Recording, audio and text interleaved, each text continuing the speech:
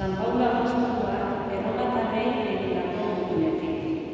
Zenideo, gizon bakarraren bekatuagatik, heriotza nagusitu bazen, zenbatez gehiago ez ote dira betiko bizian nagusi izango, bakar batengatik, Jesukristogatik, salbaderaren grazia eta doain oparoa hartzen dutenak. Beraz, baten bekatuak gizaki guztiei gaitzespena ekarri zien bezala, baten leialtasunak gizaki guztiei salbazioa eta bizia ekarri die.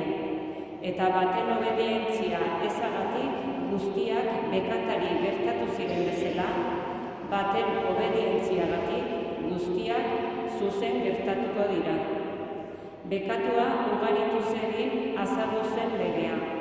Baina bekatua ugaritu zenean, are ugariago izan zen jainkoaren onginahia. Izan ere, bekatua heriotza ekarriz nagusi izan zen bezala, jainkoaren onginahia ere, gizakia zuzentzat hartuz nagusi izango da betiko bizia emanez. Jesukristo gure jaunaren bitartez. Jaunak esana.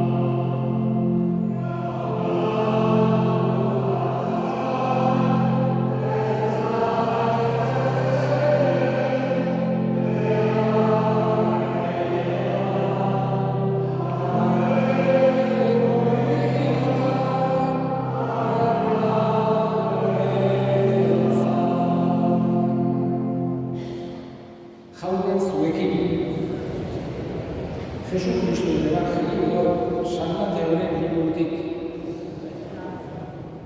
Aldi hartan, Jesusek esan zuen, bereikatua zu aita, zeru lurren jauna, gauza jakin zuei eta burutsuei gorde, eta jende xumeari agertu behidizkiozu.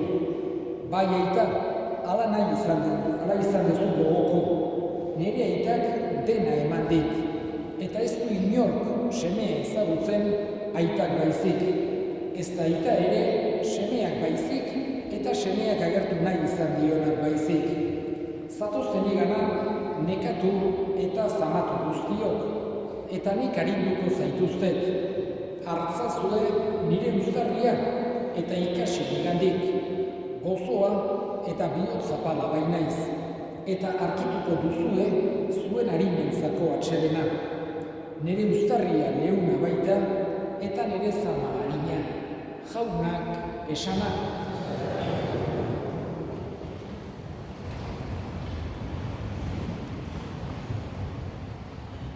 Jesusek ebangeliotan jartzen dituen adibide gehienak eguneroko garai hartako bizimoduarekin zerikusi handia edukitzen duten.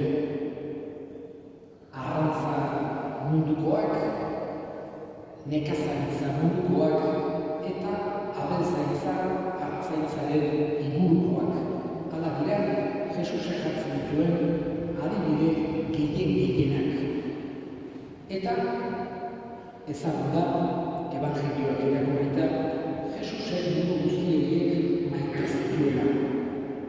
Eta oso leku berezia zuela mendia.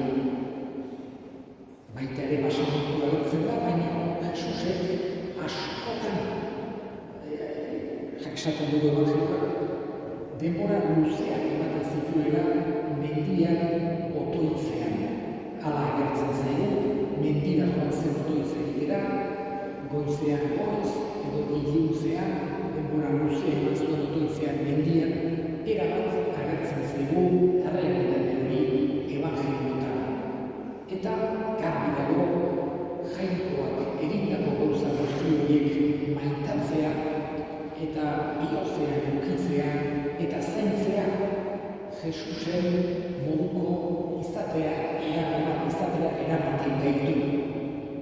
Horrek, esan genezake, halako garrantzi berezia dauka. Jangoikoa ere ezagutu eta maitatu genezakegu berak egindakotik abituta. Ikustea, izadia ikustea, mendiak ikustea, itsasoa, guzti horrek eraman gaitzake jainkoaren handitasuna, edertasuna eta ontasuna gogoan hartzera. Horregatik, nik esango nuke gure herriagoetan oso modu berezian ulertzen ditugula Jesusek jarritako adibide horiek. Eta nik esango nuke batez ere hartzain onari dagokiona. Jesusen irudirik zaharrenak ezagutzen diren aurrenekoak, lehenengo mendekoak, Jesus argi txiki batekin agertarazten dute. Jesus hartzailea, hori da, ezagutzen ditugun aurreneko irudiak. Jesus bereizteko, Jesus zela adierazteko argi batekin agertzen da, edo bizkarrainean, edo argiaren ondoan modutan agertzen zaigu. Eta horrek ulertzen ematen digu bere parabola guztietan izan daitekeela ukigarrien bat, hartzaile onarena, jainkoaren arrukia, jainkoaren maitasuna, jainkoaren izateko modua oso modu bikainean adierazten diguna. Jainkoak ezagutzen gaitu, gutako bakoitza bereizten gaitu, eta beti gu zaindu eta gu bazkatu eta bide honetatik ibili gaitezela eta horiek guztiak egiten ditu jangoikoak. Gaurkoan, Esteban despeditzen ari gara. Esan genezake, Jesusen modutan berak ere txiki-txikitatik maitatu ditu. Mendia, hartzantza, abeltzantza, mundu horiek. Hartantxu, basakiak, zen, goiztutan, dela 40 urte, San Jose egin batez.